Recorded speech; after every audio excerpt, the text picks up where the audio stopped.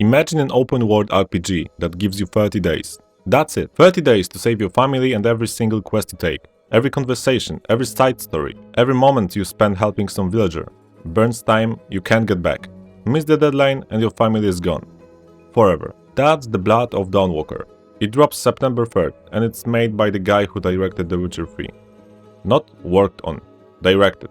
Back in June, Bandai Namco flew press out to a cathedral in Los Angeles, an actual cathedral, and let them play the first few hours, completely unrestricted. The reactions that came out of that have been genuinely wide. One outlet called it one of the most fascinating RPG sandboxes they'd seen in years. Another said it could be RPG of the year, while also saying the combat might lose people. So let's break down everything we actually know, because this might be the most interesting RPG of 2026.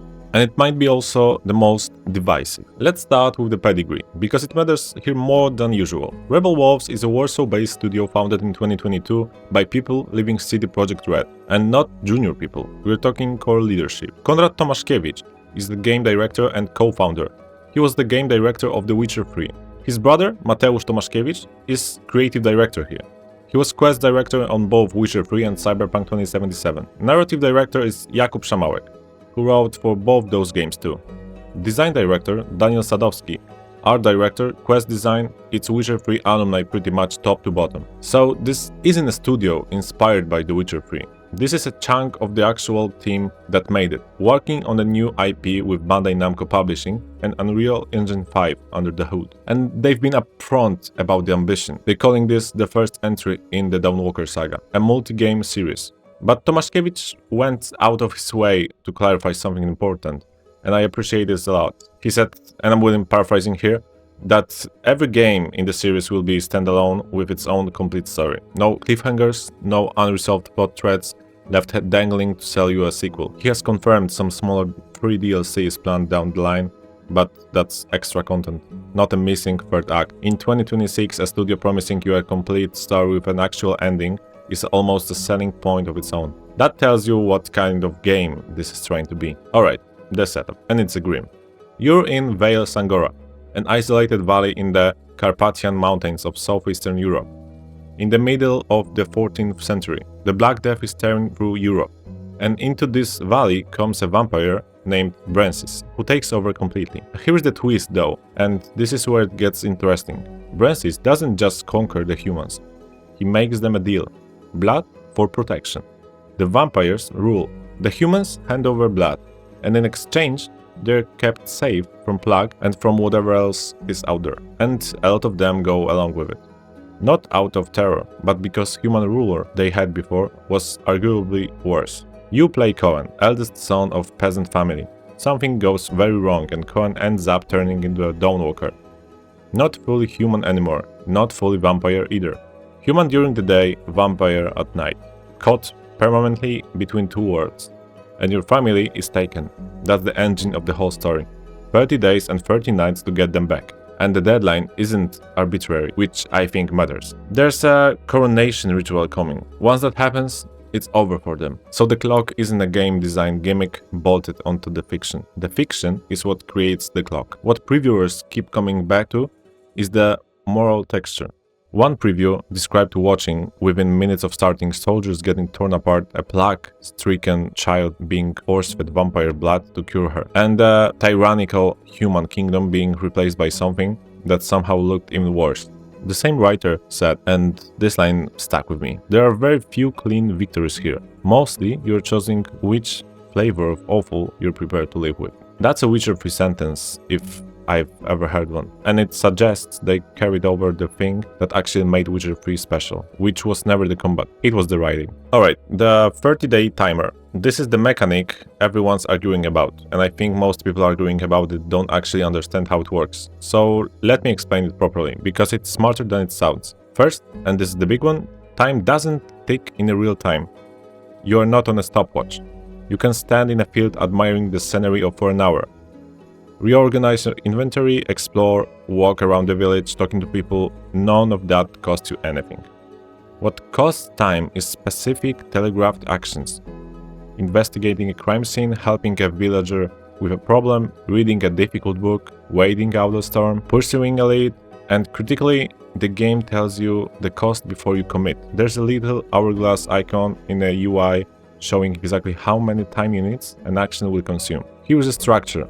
Each day is divided into 8 units. Each night is also 8 units. Burn through your 8 daytime units and it becomes night. Burn through the night and the sun comes up on day 2. You've got 30 of those cycles to reach the endgame. Senior quest designer Patryk Fialkowski put it directly. They want players to think about time actively, as a resource. And here is what actually changes about how you play an RPG. In every open world game you ever played, the world is supposedly ending, but you've got infinite time to go find someone's lost cow. Dawnwalker kills that.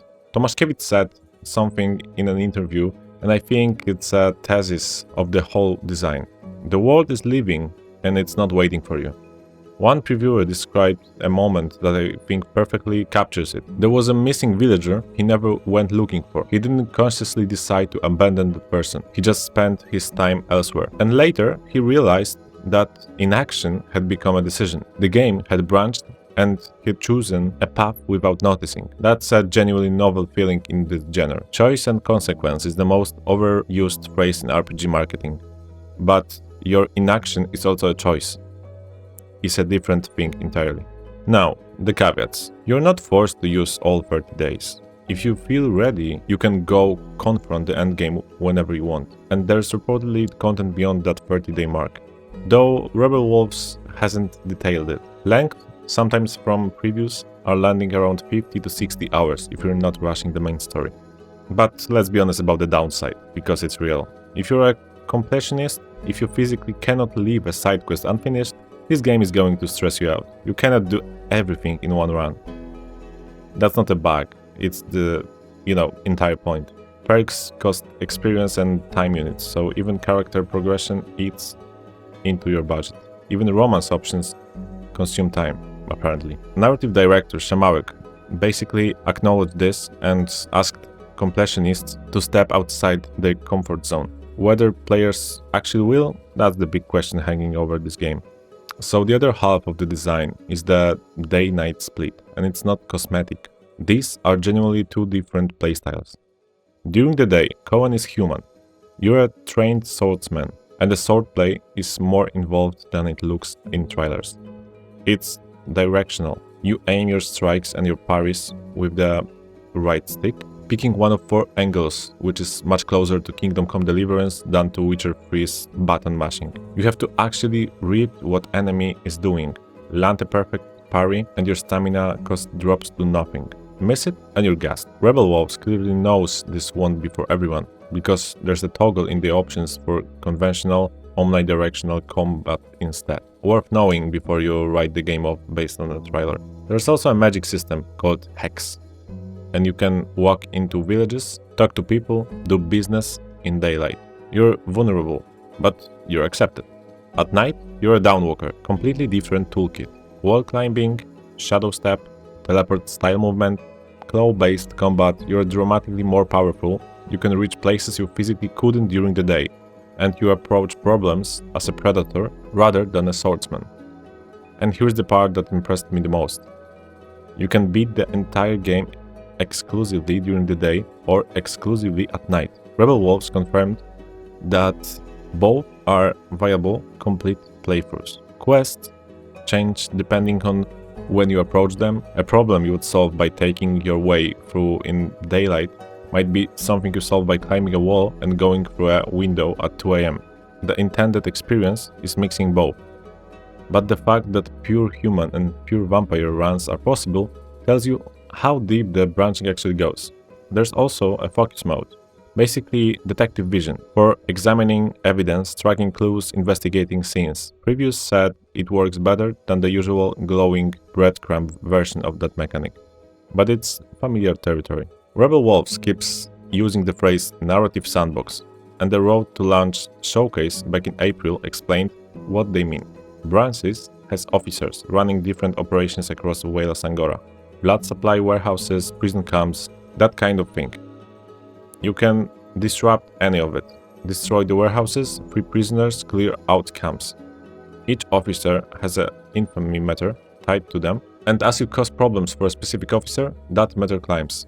Max it out, and the new questlines unlock that change how your final confrontation with Brancis plays out. There's also a human rebellion in the valley. And here's the wild part. You can side with them, or you can complete the entire game without ever meeting them. That's how non-linear this thing claims to be. For traversal and progression, vantage points reveal nearby points of interest, standard stuff. Shrines act as a fast travel points, and perk unlocking stations. But many of them are damaged and need to be restored by finding missing components first. So even the fast travel network is something you invest in. The world itself is 14th century Eastern European architecture, and reviewers have been consistently praising the atmosphere and the level of detail. One mentioned goosebumps rendered on characters' skin. The Unreal Engine 5 work looks legitimately strong in the footage we've seen. So the bunch of outlets got somewhere between 3 and 6 hours with the prologue back in June, depending on the outlet. Let me give you the honest version, the good and the bad. The price was strong and consistent. Press Start came out of it saying Rebel Wolves has one of the most fascinating RPG sandboxes they've seen in years, and specifically that every decision feels loaded with consequence, every spare hour feels precious. Multiple previewers said the atmosphere is exceptional and that the prologue gets you emotionally invested in. The moral ambiguity, vampires as monsters who nonetheless replace something worse, got called out repeatedly as the standout writing quality. Now the criticism, and there's a consistent thread here you should know about before you pre-order. The combat is where opinions genuinely split. And I want to be precise about this because the shorthand going around, the combat is boring, isn't quite what's happening. The directional system is demanding. Previewers described it as requiring real concentration, especially against multiple enemies. One outlet compared the difficulty curve to Dark Souls, knowing the tutorial ends by throwing a boss at you that you're basically expected to lose to. Another said flatly that 6 hours wasn't enough to get comfortable with it. So the honest thread isn't that combat is bad, it's that the combat is learning curve in a game most people will buy for the writing. Some previewers loved it, some found it a chore.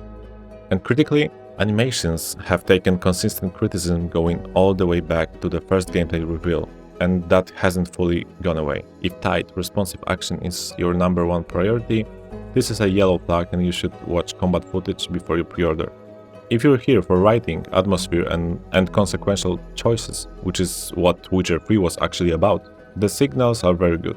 And if the directional system turns out not to be for you, there's that toggle. The other divisive point is obviously the timer. On forums, the split is real. Some people are claiming it probable game of the year despite GTA 6 launching 2 months later. Others are saying time limits are an instant deal breaker for them. It's worth noting this is unprecedented. Fallout 1 had a time limit. Kingdom Come has quests that resolve without you. Persona built an entire series on calendar management, but it's rare in AAA open world RPG, and that's why it's the conversation. Quick practical rundown. Release date is September 3rd, 2026. PC via Steam, PS5, Xbox Series X and S. Standard edition is $69.99. Eclipse edition is $79.99 and adds a digital compendium, soundtrack and comic. There's a physical day one edition with a steelbook and a world map, and a collector's edition at $199.99 with a 9-inch coin figurine. Pre-orders are live everywhere, and none of the higher tiers get you early access. Everyone plays on the same day. One thing worth saying clearly, because I know people are waiting on it, this is not coming to Game Pass or PS Plus at launch. Not any tier. If your plan was to wait it out on a subscription, that plan doesn't work here. PC requirements went out at the Road to Launch event back in April, so check those against your rig before you commit. It's Unreal Engine 5, so budget accordingly. And one thing worth flagging, September 2026 is stacked. Marvel's Wolverine lands on the 15th, less than 2 weeks later, and GTA 6 is looming in November. Dawnwalker is launching into a genuinely brutal window, which is why some previewers have been calling it a potential dark horse. A game that deserves attention, but might get buried by bigger names. So that's the Blood of Dawnwalker, Witcher 3's actual director, a vampire RPG, with a 30-day clock, 2 completely different playstyles depending on the time of day, and a world where not doing something counts as a decision. The writing pedigree is about as good as it gets. The atmosphere looks incredible. The time mechanic is the most genuinely fresh idea I've seen in an open-world RPG in years. And the combat is the question mark.